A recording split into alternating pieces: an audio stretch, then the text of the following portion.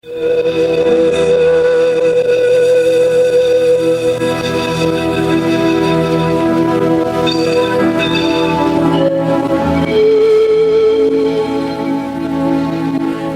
horário, a emissora da Fraternidade Rádio Rio de Janeiro oferta ao seu coração mais um programa Culto Cristão no Ar.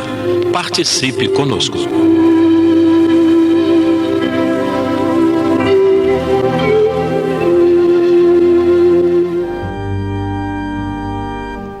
Que a paz de Jesus esteja em todos os lares que estão sintonizados com este programa da Rádio Rio de Janeiro, mais uma edição do Culto Cristão no Ar. Participando deste programa, Jane Chantley, esse que vos fala, João Menezes e Lidiênio Barreto. Saudamos a todos que estão em seus lares e que continuem conosco na mesma sintonia, na mesma paz. Vamos à leitura da nossa página inicial, que será feita pela nossa irmã Jane Chantley. Olá, irmãos. Leremos do livro Caminho, Verdade e Vida, psicografia de Francisco Cândido Xavier, pelo Espírito de Emmanuel, a mensagem de número 62, Parentela. Em Atos, capítulo 7, versículo 3, está escrito: E disse-lhe: Sai de tua terra e dentre a tua parentela, e dirige-te à terra que eu te mostrar. E inicia assim a mensagem. Nos círculos da fé, vários candidatos à posição de discípulos de Jesus queixam-se da sistemática oposição dos parentes, com respeito aos princípios que esposaram para as aquisições de ordem religiosa. Nem sempre os laços de sangue reúnem as almas essencialmente afins.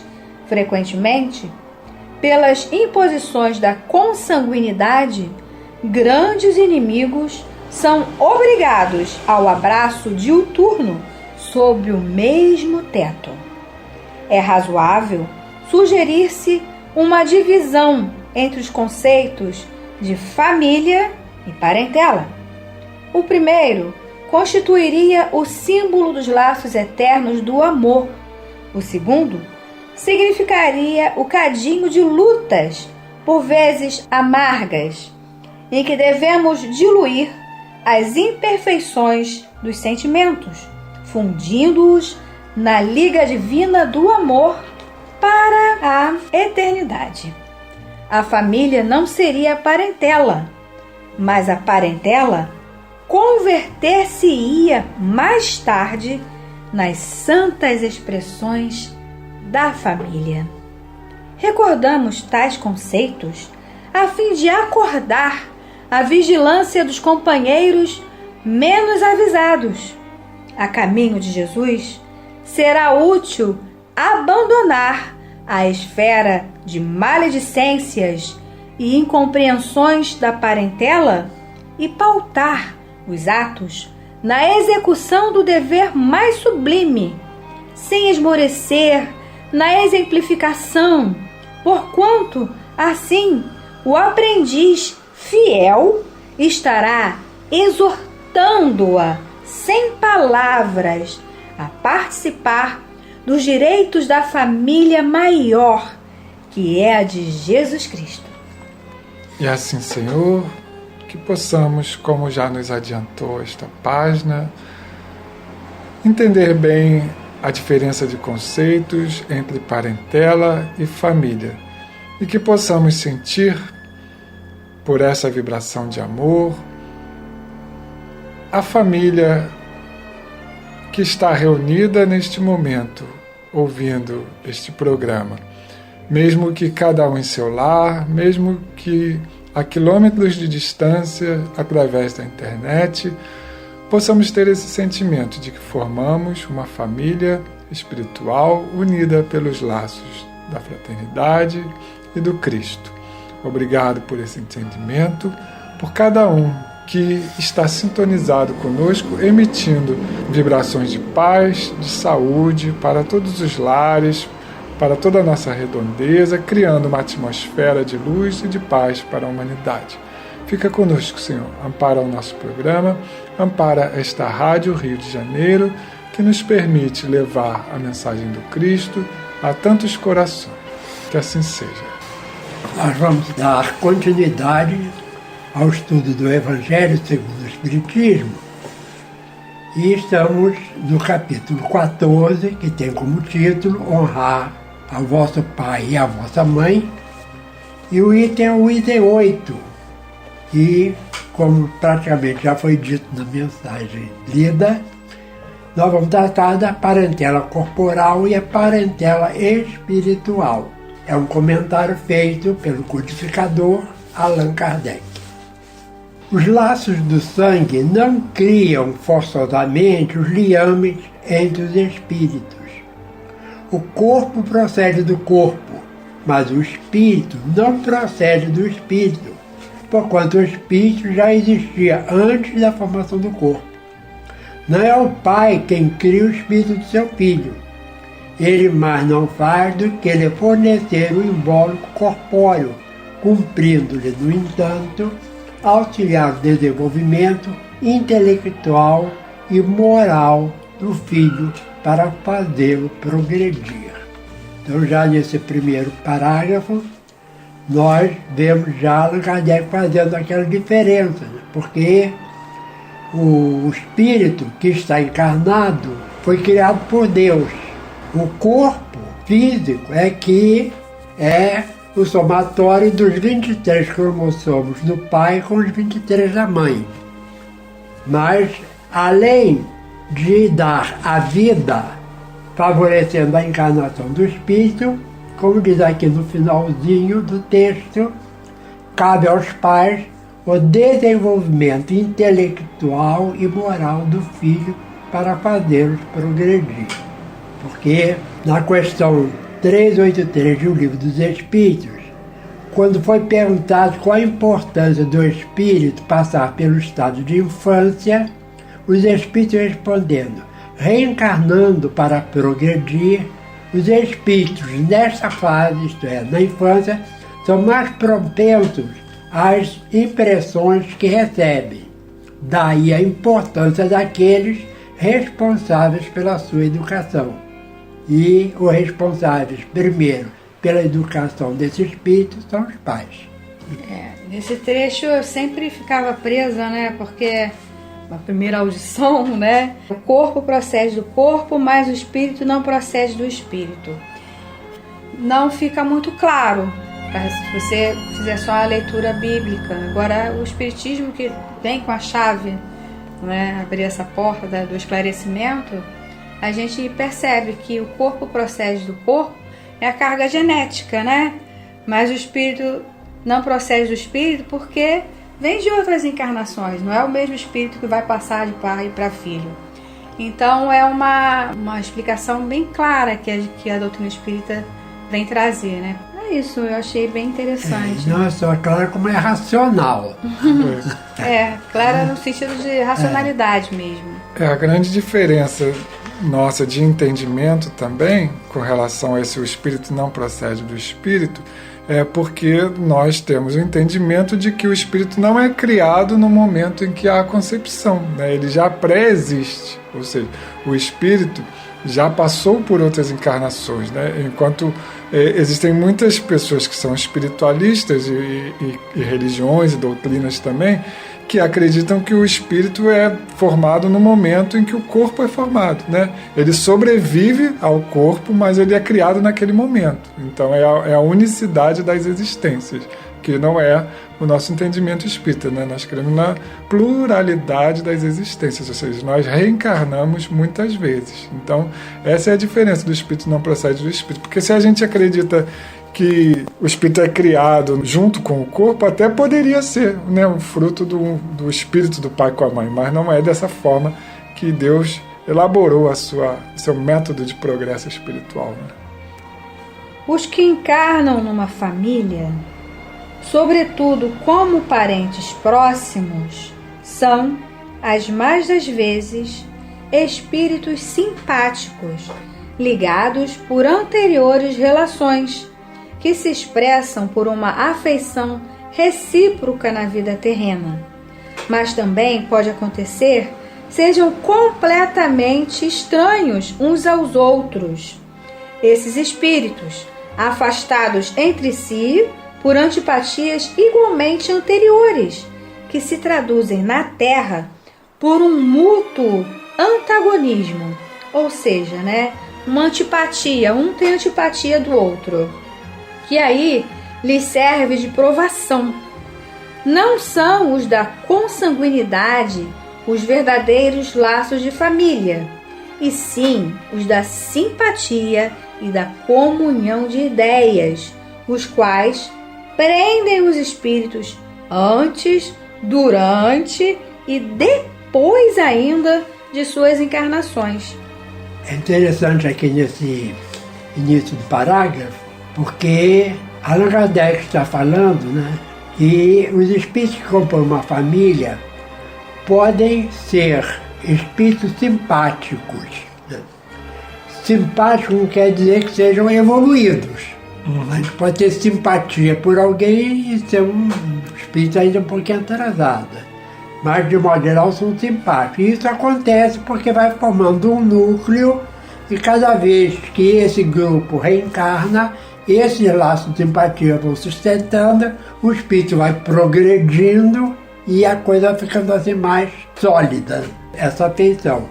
Tanto que quando ele fala aqui que esses espíritos vão formar os verdadeiros laços de família, e isso vai acontecer antes, durante e depois de suas encarnações. Você vê, por exemplo, na literatura espírita, alguns exemplos, como aquele espírito que, a época lá de Jesus, teve contato com ele, está no livro há 2000 anos, e depois vem acompanhando aquele que foi seu marido, durante algumas encarnações, ela mais evoluída do que ele, que é o Públio Lentulus, e ela vai então acompanhando algumas encarnações seguidas, até que ele consegue realmente ser um verdadeiro cristão.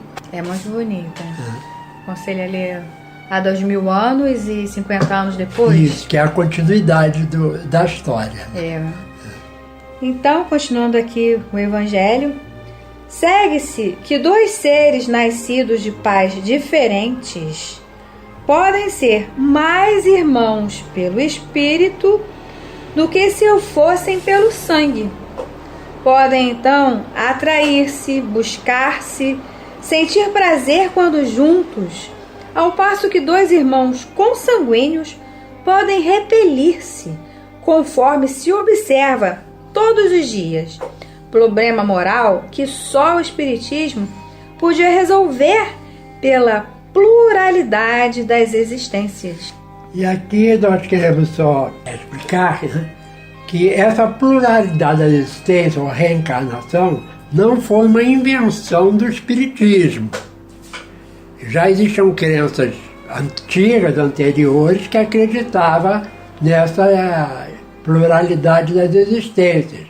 Sócrates, por exemplo, foi um que tinha plena convicção dessa verdade. O que o Espiritismo veio trazer foi explicar com detalhes como isso acontece, por que acontece, qual o objetivo. Ele veio trazer novos esclarecimentos sobre uma crença que era já milenar. Muitas religiões muito mais antigas do Espiritismo. Principalmente as religiões orientais, que são as mais antigas do planeta. Então, retomando um pedacinho aqui, ainda desse parágrafo, a gente vê a beleza da doutrina espírita, onde fala que mas também pode acontecer, que ao invés dessa afeição haja espíritos reencarnados na família completamente estranhos uns aos outros, afastados entre si por antipatias igualmente anteriores, que se traduzem na Terra por um mútuo antagonismo, que aí lhe serve de provação. É uma parte muito importante desse parágrafo, porque às vezes a gente tem nas nossas famílias muitas situações complexas, de difícil resolução, que requer muita paciência. E a gente precisa ver que esses espíritos não foram colocados ali ao acaso, não é? Então há que se ter realmente o exercício da resignação, da paciência, do amor uns com os outros, né? Porque está aí uma das finalidades da justiça da reencarnação. Então esse parágrafo é um parágrafo muito bonito, porque ele vem nos explicar exatamente que essas diferenças não são por acaso e que esse exercício de uns com os outros, da convivência, ainda que sejam nesse momento parentela, né? Porque não são espíritos simpáticos, ligados pelo coração, pela afinidade, mas são espíritos que adiante poderão até vir a participar, né? Como família, como disse a página inicial que nós lemos. Porque a família é a família de Jesus Cristo, onde todos nós somos irmãos. E lá na frente haverá de ser, né? Todos unidos com o mesmo propósito, que é o propósito do amor. Então essas provações há que se ter, né? Em cada família tem a sua provação. É preciso ter a paciência, a fé, a resignação. E quando um espírito ele destoa completamente do grupo familiar, o Emmanuel usa até um termo interessante que ele chama de espírito forasteiro. Ele é um espírito que não tinha vinculação nenhuma com a família, mas por uma necessidade ele reencarna naquela família. Ou para ajudar, ou às vezes realmente é um espírito estranho, inclusive em comportamento. Aí nasce numa família mais ajustada para ele poder receber essas informações, essa formação moral, e Allan Kardec se refere logo no início do item. A gente vê aí a justiça da reencarnação, como já estudamos anteriormente, né? Há, pois, duas espécies de famílias: as famílias pelos laços espirituais e as famílias pelos laços corporais. Duráveis, as primeiras se fortalecem pela purificação e se perpetuam no mundo dos espíritos através das várias migrações da alma. As segundas, frágeis como a matéria, se extinguem com o tempo e muitas vezes se dissolvem moralmente já na existência atual.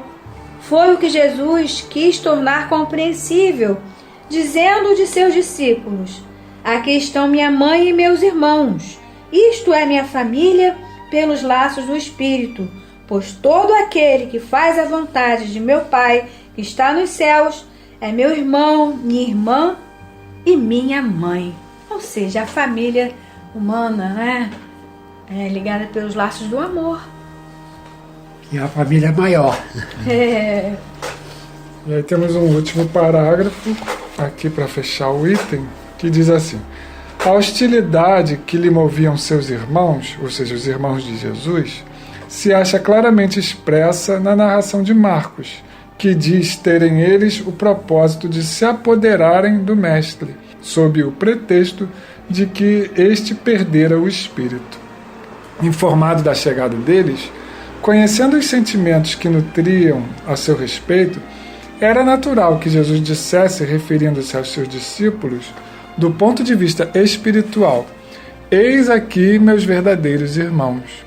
Embora na companhia daqueles estivesse sua mãe, ele generaliza o ensino, que de maneira alguma implica haja pretendido declarar que sua mãe, segundo o corpo, nada lhe era como espírito, que só indiferença lhe merecia. Provou suficientemente o contrário em várias circunstâncias. Então, como nós falamos no programa anterior, né, Jesus não nega a sua afinidade com a sua mãe Maria, né? Ele apenas expande a afinidade para todos os outros membros da humanidade que fazem a vontade de Deus. Esses sim representam a verdadeira família espiritual, né? E essa família que nós gostaríamos de ver sempre ampliada, aquela família interessada no bem, né, no progresso de todos e assim construindo um mundo melhor. E aí, para encerrar o nosso programa, de Custódio Beiral, que está no livro Cantigas de Vida.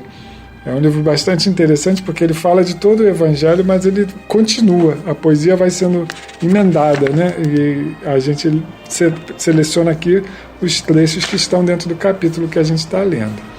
E aí diz Beiral assim: há diferença, notemos, entre criaturas e filhos. Por isso ainda nos vemos portando antigos rastilhos. Na criança, a teimosia lembra um potro sem peão, que crescendo a revelia não aceita mais bridão. O que é da carne perece, segundo o normal processo, mas o agente a que obedece não lhe acompanha o decesso. Responsável, consciente, sensível às emoções, a alma, que chamo de agente, procura afins corações. Desajustada, porém, na jornada peregrina, volta ao lar que lhe convém, retorna à velha oficina. Na parentela mortal, edifica passo a passo a família espiritual, tecendo o afetivo laço. A caridade, portanto, no sentido universal, se exercita sob o manto do convívio fraternal. Aos meus pais rogo perdão, provando o texto relido, pelo garoto de então, que lamenta ter crescido. Tentei honrá-los, Deus sabe, e os amei sem empecilhos, mas no coração não cabe o que aos pais devem os filhos. Aqui, Jesus, estamos encerrando mais um programa, Culto Cristão no Ar, te agradecendo a tua paz, teu amor por toda essa humanidade, por todos os seus irmãos, nessa grande família que um dia, conforme tu mesmo predisse, será um só rebanho para um único pastor. Queremos também, Senhor, aproveitar a oportunidade em que nossa companheira Eni, que fez parte desse programa praticamente desde o seu início, agora no mundo espiritual, na próxima sexta-feira estará completando os 2 meses do seu retorno à verdadeira pátria. Que ela possa já estar, Senhor, desperta, consciente, e em breve, quem sabe, fazendo parte desse programa, nos intuindo e nos ajudando. Ser conosco, envolvendo a todos indistintamente, a todos os lares sintonizados conosco. Principalmente, que a tua misericórdia alcance todos os enfermos, para que possam receber de ti as bênçãos da saúde e da tranquilidade. Que assim seja. Este foi mais um programa Culto Cristão no Ar, que ofertamos ao seu coração pelas ondas amigas da Rádio Rio de Janeiro. Volte a estar conosco na próxima segunda-feira, nesse mesmo horário.